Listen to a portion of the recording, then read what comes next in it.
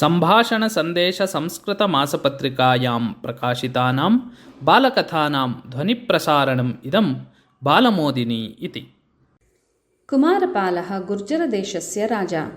सः रात्रौ वेषान्तरं धृत्वा सञ्चरन् श्मशानभूमिसमीपे कस्याश्चित् रोदनं श्रुतवान्। का एषा?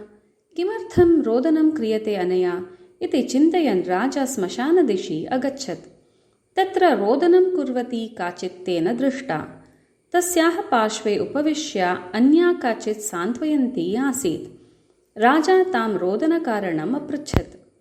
तदा सा अवदत्, अपुत्रायाः एतस्याः पतिः वाणिज्यार्थं देशान्तरं गतः आसीत्। तत्रैव सः मृतः इति वार्ता अद्य आगता। तां श्रुत्वा विलपति एषा इति। अत्र आगत्य किमर्थं रोदनं क्रियते? राजा अपृच्छत्। यदि नगरे एषा रोदनं कुर्यात् तर्हि सर्वे एतस्याः पत्युः मरणस्य वार्तां जानीयुः। ततः राजपुरुषाः अपि ज्ञास्यन्ति। ते आगत्य एतस्याः समग्रां सम्पत्तिं स्वायत्तीकरिष्यन्ति।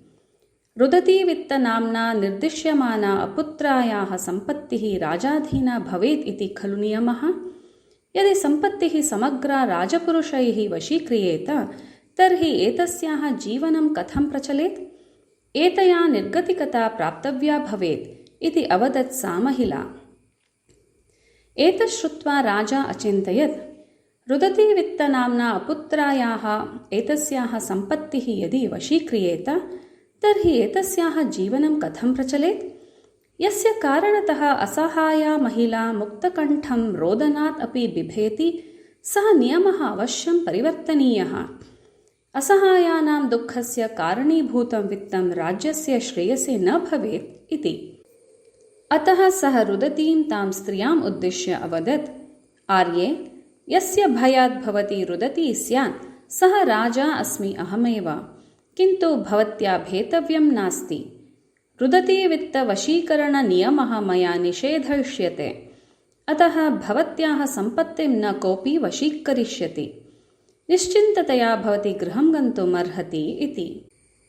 अनन्तरदिने एव राजा घोषणां कारितवान् यत् इतः परं रुदतीवित्तनाम्ना अपुत्रायाः विधवायाः सम्पत्तिः न वशीकरिष्यते इति। एतस्य श्रवणात् जनाः सर्वे सन्तुष्टाः अभवन्। किन्तु अधिकारिणः मन्त्रिणः च सातङ्कम् अवदन्, एतस्मात् नियमनिषेधात् कोटिशः मुद्राणाम् आयः स्थगितः भविष्यति इति। तथापि राजा दृढतया अवदत्, धनाशया अनुचिताः नियमाः न पालनीयाः। असहायानां दुःखस्य कारणीभूतं वित्तम् अहं सर्वथा न इच्छामि। समर्थाः यं करं दद्युः तेनैव अलम्। असहायानां पीडाकरः नियमः अवश्यं परिवर्तनीयः इति।